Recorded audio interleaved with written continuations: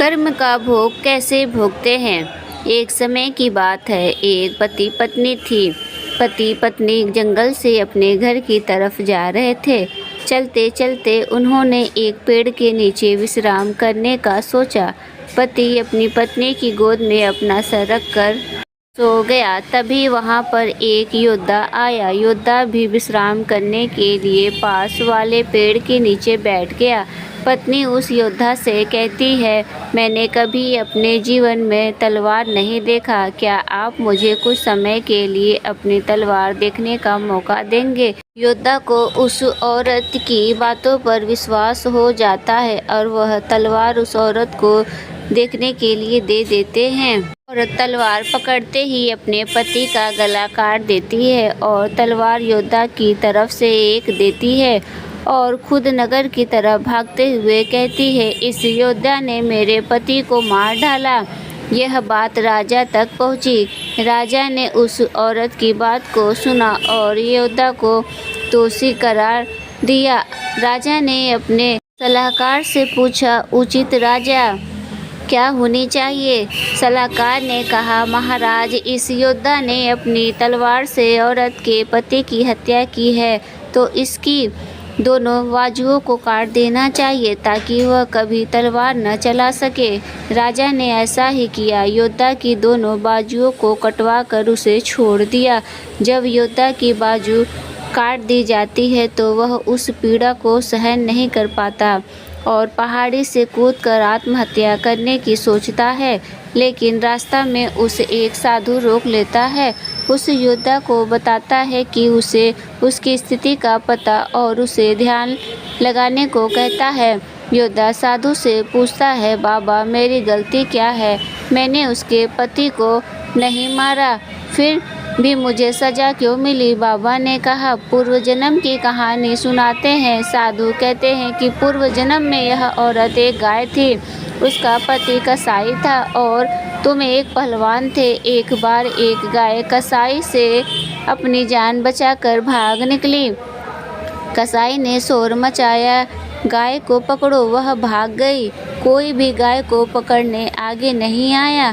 सब लोग डर गए कि यह गाय को पकड़कर मार देगा। ने अपनी शक्ति का प्रदर्शन करने के लिए आगे आए और अपनी बाजुओं से उस गाय के सींग पकड़कर उसे रोक दिया और उस कसाई के हवाले कर दिया। कसाई ने उसे मार दिया। वह गाय उसकी पत्नी के रूप में है और जो कसाई था उस जन्म में उसका पति था, उससे अपना बदला लेने आई थी और तुमने उस गाय को अपनी बाजुओं से था, इसलिए उसने तुम्हारी बाजुओं में कटवा दी। तुम्हें अपनी पिछले जन्म के कर्मों की सजा इस जन्म में भोगना पड़ रही है। इसलिए कहते हैं, कर्म फल भोगना ही पड़ता है, इस जन्म में नहीं तो अगले जन्म में। कर्म करो, फल की चिंता मत करो। गीता में कहा गया है, कोई भी अपने कर्म से भाग नहीं सकता, कर्म का फल तो भुगतना ही पड़ता है। अच्छे कर्म करने के बावजूद ही लोग केवल आपकी बुराइयां ही याद रखेंगे। इसलिए लोग क्या कहते हैं, इस पर ध्यान मत दो, तुम अपना कर्म करते रहो। बुरे वक्त में कंधों पर रखा गया हाथ कामयाबी की तालियों से ज़्यादा मूल्यवान होता है। मदद करने के लिए सिर्फ धन की आवश्यकता नहीं होती है, बल्कि अच्छे मन की ज़रूरत भी होती है। कर्म को लेकर श्री कृष्ण कहते हैं, अपने लिए कर्म मत कर, अपने लिए मत कर, अपनी कामनाओं के लिए मत कर। अपनी कामनाओं के लिए नहीं करे तो उसके लिए करे। तो जब ये प्रश्न आता है किसके लिए करे, तो श्री कृष्ण कह देते हैं, मेरे लिए करो। अब श्री कृष्ण कोई व्यक्ति तो है नहीं कि किसी व्यक्ति के लिए करना है। श्री कृष्ण के लिए कर्म करने का मतलब ही यही है, बस कि अपने स्वार्थ, अपने संकीर्ण लाभ के लिए काम नहीं करना है। इसी को सही काम, इसी को निष्काम, इसी को ऊंचा काम कहते हैं। और जब आप निष्काम होकर कर्मरत होते हो तो फल की चिंता अपने आप होती ही नहीं। फिर ये नहीं बोलना पड़ता है, फल की चिंता मत कर। वो कहेगा कि आप किसको कह रहे हो, फल की चिंता मत कर।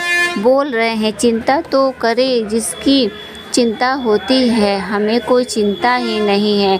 निष्काम का क्या होता है? निष्काम होने का अर्थ होता है निश्चित हो जाना। जो कामना से मुक्त है वो चिंता से भी मुक्त है। चिंता इसी बात की रहती है, न कि कामना पूरी होगी कि नहीं होगी। तो जो निष्काम हो गया उसे निश्चित भी हो गया, उसके बाद उसे सीख थोड़ी देनी पड़ेगी। फल की चिंता मत कर, वो कहेगा अगर मैं फल की चिंता कर ही रहा होता तो काम उठाता ही नहीं जो अभी उठाया है। अगर आपने सही काम उठा लिया तो फल की चिंता आएगी ही नहीं। सही काम की पहचान ही यही है कि वो काम इतना प्यारा होता है कि उसको उठाने के लिए उसके अंजाम की चिंता करने की फुर्सत नहीं बचती। तो श्री कृष्ण ये कहीं नहीं कहते हैं कि कर्म कर फल की चिंता मत कर। श्री कृष्ण बस ये कहते हैं कि सही कर्म, बस सही कर्म ही निष्कामता है और सही काम करने का एक पुरस्कार है। यही मिलता है कि परिणाम की अंजाम के भविष्य की चिंता से मुक्त हो जाता है। वास्तव में आपने सही काम उठाया है या नहीं, ये आप इसी बात से जांच कर सकते हैं कि कोई भविष्य में कितना याद रहा है। आप बार बार कितनी गणना कर रहे हो कि इसकी काम से मुक्त मिलेगा क्या। अगर आपको बार बार ये सोचना पड़ रहा है कि इस काम से मुझे क्या मिलेगा, तो आपने काम गलत उठाया है। सही काम वो है जो बस सही है। वो इसलिए नहीं सही है कि सही अंजाम देगा, वो इसलिए सही है क्योंकि वो बस सही है।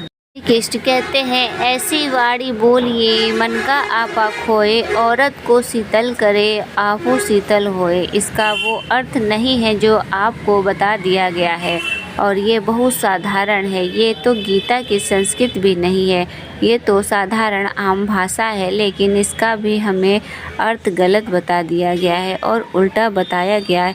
बिल्कुल क्या बोला जा रहा है, क्या समझा दिया, फिर जो समझ दिया वो क्या वही हमारा संस्कार बन गया। हम उसी पर चलने लगते हैं और फिर ज़िंदगी फिर ठोकरें देती है तो हम कहते हैं गलत क्या हो गया है। हम तो वही कर रहे हैं जो संतों ने समझाया था।